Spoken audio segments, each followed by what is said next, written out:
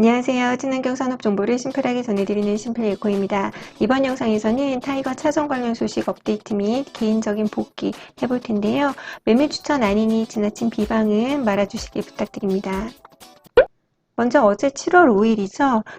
중국의 경제 지표가 발표가 되었는데요. 6월 차이신 서비스업 구매자 관리자 지수가 발표되었습니다. 53.9를 기록을 했는데 이는 5개월 만에 최저치를 기록을 했다고 합니다.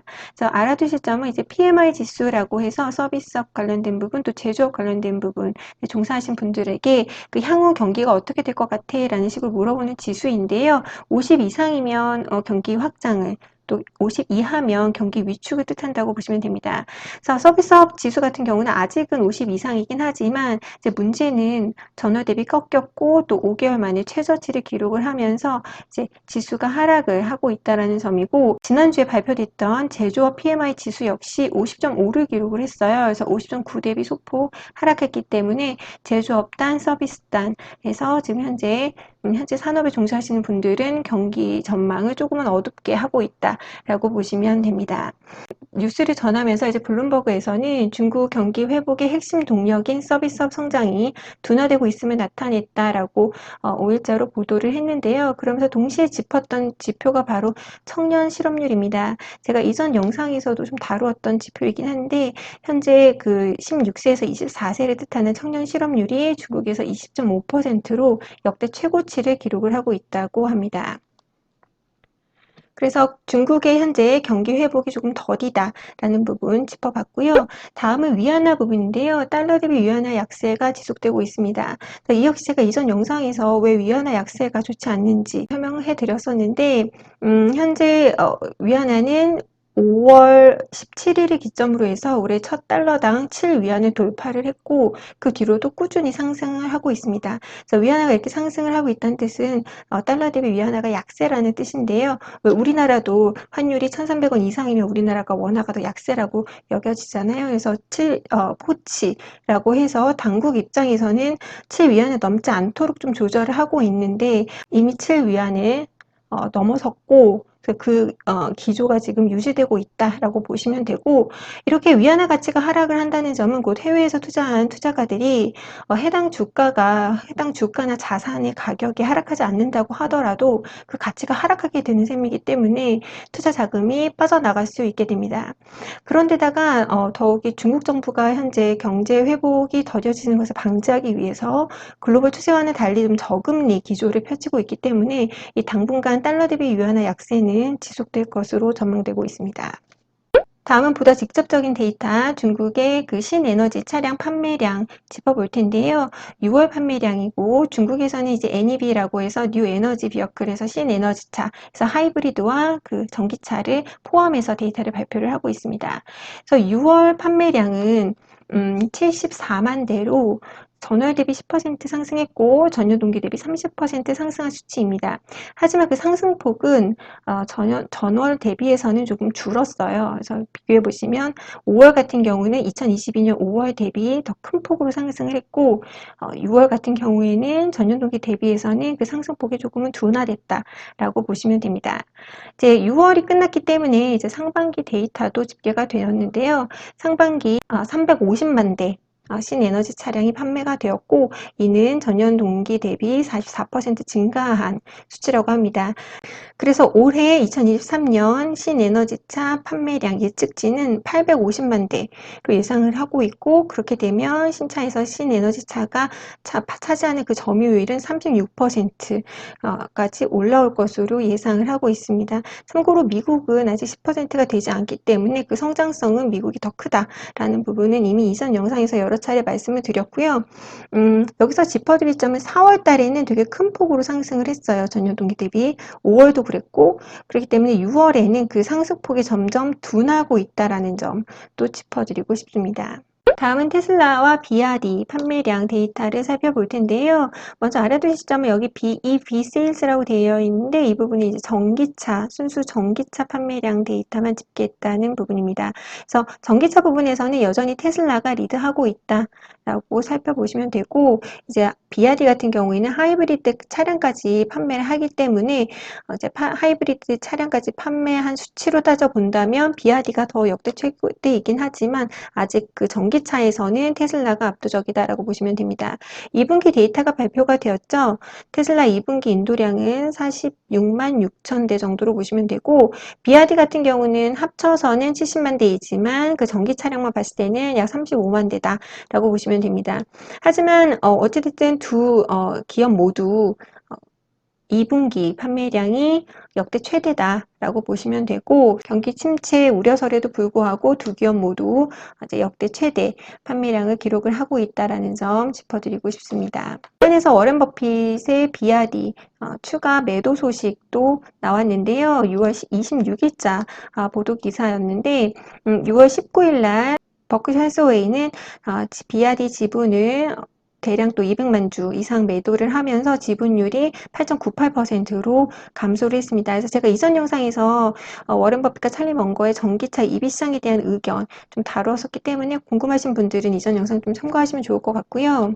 지난해 그 5차례 이상의 대량 매도에 이어서 꾸준히 그 지분율을 줄이고 있다라는 부분도 알아두시면 좋을 것 같습니다.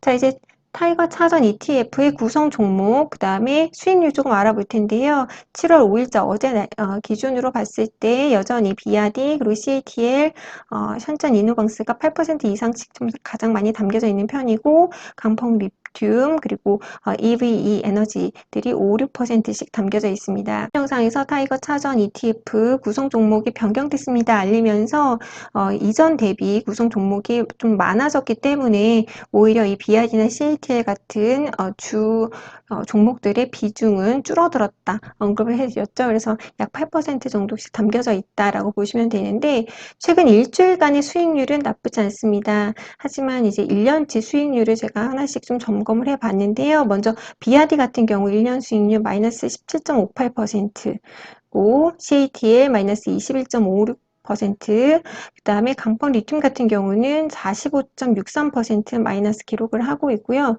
또 선전 이노방스 테크놀로지는 등락이 있었지만 1년으로 끊어봤을 때는 6.95% 수익이 있다라고 보시면 될 것 같습니다. 자, 그러면 이 같은 주요 종목이 포함되어 있는 타이거 차전 솔라티브 ETF 주가 차트 보면서 복기를 해보려고 하는데요. 저는 유튜브 자체는 작년 6월에 시작을 했습니다. 근데 이전에 이제 이 상품에 투자를 하고 있었고 제가 투자를 했던 이유는 중국의 내수 시장만 보더라도 전기차 시장 성장성이 크다라고 봤기 때문에 투자를 하고 있었고 다만 이제 하락 추세가 지속됐을 때 지난해 10월에 저는 개인적으로 매수 타이밍은 아닌 것 같습니다 라고 하면서 이런 부분들을 짚었었는데요. 전기차 시장 성장성 오케이, 그러나 IRA 법안 때문에 향후 중국이 내수 시장 이외에는 잘 모르겠다. 그리고 경기도 잘 모르겠다라는 부분이었고 그 같은 기조를 좀 이어갔어요. 그래서 저는 이제 추가 매수를 하지 않았었고 그리고 구성 종목 바뀐 거 짚었었고 다만 이제 올해 만 원대가 깨졌을 때 좀 추가 매수를 했었는데요. 이제 그 가장 큰 배경으로는 4월 전기차 판매량의 증가폭이 컸기 때문입니다. 이제 앞에 그래프에서 보여드렸듯이 4월 달에는 이제 전년 동기 대비 중국의 전기차 판매량이 굉장히 컸었거든요. 그리고 비아디를 비롯한 주요 기업들 또 CATL이 수출 위주의 전략을 취하겠다라는 점, 그리고 무엇보다도 가장 컸던 이유는 리오프닝 경제 회복에 대한 기대감이 컸었기 때문에 추가 매수를 했었습니다. 하지만 생각했던 것보다 리오프닝으로 인한 중국의 경제 회복이 정말 크지 않았었고 또 덧붙여서 이제 패권 전쟁까지는 아니더라도 이제 미국과 미국의 동맹국들의 이제 중국에 대한 견제가 좀 더 커지고 있기 때문에 이 같은 조금은 어찌 보면 거시적인 문제 때문에 저 타이거 차전에 대한 개인적인 의견은 불확실하다라고 보는 편입니다. 그러면서 동시에 이제 지난해 하반기에 이제 오히려 우리나라 2차 전지가 급락했을 때 저는 전망은 좋은 것 같습니다 하면서 이제 12월에 이런 영상을 만들었었고 또 관련돼서 한중 전기차 ETF 같은 경우는 관련 ETF와 비교해 보니까 이렇더라 라고 하면서 대신 한국 전기차 부분과 중국 전기차 이 ETF에 담겨 있는 부분들이 흐름이 정반대로 움직이기 때문에 이 상품은 조금 비추한다 라고도 언급을 해드렸습니다. 그래서 이제 사우스 차이나 모닝포스트 리포트에 좀 보여드리면 중국의 경기 회복에 대한 의구심이 매우 커져가고 있다라고 하면서 이제 2분기 GDP 예상치도 현재로서 4.5%인데 2분기 GDP 예상치가 굉장히 하향 조정되고 있고 어떤 곳에서는 이제 1% 내외로 지금 하향 조정하고 있다라고 언급을 하면서 특히 이렇게 언급을 하고 있습니다. 중국 경제 불확실성이 매우 높아지고 있어서 중국 이외곳에 자금을 두는 것이 안전하다는 그런 센티멘트 정서가 퍼져가고 있다라고 하고 있습니다. 그래서 여러분들은 어떤 식으로 복귀를 하실지 잘 모르겠지만 전적으로는 이렇게 정리를 해 보았는데요. 중국의 전기차 시장 성장을 하고 있지만 속도는 둔화하고 있구나. 그리고 반면에 미국 전기차 시장 성장은 보다 더 가속화될 것 같고 지원책 역시 중국 정부 대비 훨씬 더 클 것 같다. 그리고 중국의 전기차 시장은 이로 인해서 좀 가격 경쟁이 좀 심화되고 있고 이로 인해서 좀 영업 마진에 좀 타격이 있을 수도 있겠다. 그래서 중국의 전기차 밸류체인 부분에 대한 그러니까 미국과 그 동맹국들의 견제 역시 조금 심화되고 있다. 그리고 무엇보다도 제가 가장 방점을 둔다는 그 중국의 경제 리오프닝에도 불구하고 경제 회복이 굉장히 슬로우하다라는 점, 그리고 위안화 약세 및 저금리로 인해서 해외 투자 자금이 유출되고 있다는 점, 이런 부분들로 좀 정리를 해 보았고요. 그렇기 때문에 저 개인적으로 굉장히 아픈 손가락이긴 하지만 좀 손절을 했습니다. 그래서 여러분들도 관련된 여러 자료들 또 제 자료도 포함해서 좀 참고하셔서 판단해 보시는 시간 가지면 좋을 것 같고요. 끝으로 제가 최근에 읽은 고수들의 투자 철학 이라는 박세익 전무의 책에서 가로와 세로를 정하라 라는 부분이 있어서 좀 공유드리고 싶습니다. 그래서 어떤 기업이나 또 ETF에 투자를 하실 때 투자 기간과 목표 주가를 좀 미리 이렇게 생각을 해보고 투자를 하라라는 그 관점인데요. 그래서 가장 베스트 시나리오는 투자 기간이 짧고 급등하는 그런 주식이겠죠. 또 어떤 주가는 선형적으로 이렇게 이상적으로 상승하는 게 있겠고, 또 어떤 주가는 등락을 반복하지만 장기적으로 우상향하는 게 있겠고, 어떤 거는 이제 밑에서 오랫동안 기지만 언젠가는 크게 상승할 그런 주가, 기업이 있을 텐데요. 타이거 차전뿐만 아니라 어떤 기업이나 ETF를 투자하실 때, 나는 이런 관점에서 본다라는 부분 좀 정해놓고 보시면 수월하지 않을까 싶기도 하고요. 저는 개인적으로 마이너스 폭이 크다고 해서 무조건 손절하는 그런 스타일은 아니고, 이전에 이제 플러그 파워라는 수소 기업에는 마이너스 폭이 크지만 이 기업에 대한 행보를 많이 믿고 있기 때문에 예를 들어서 이렇게 장기적으로 기다리겠다라는 포지션이고요. 그래서 기업이나 이제 ETF마다 여러분들이 이제 바라보는 그런 스타일이 다를 것 같아서 이 부분도 좀 참고하시면 좋을 것 같아서 공유 드렸습니다. 이번 영상도 마음에 드셨다면 구독, 좋아요 눌러주시고 긴 영상 끝까지 시청해 주셔서 감사합니다.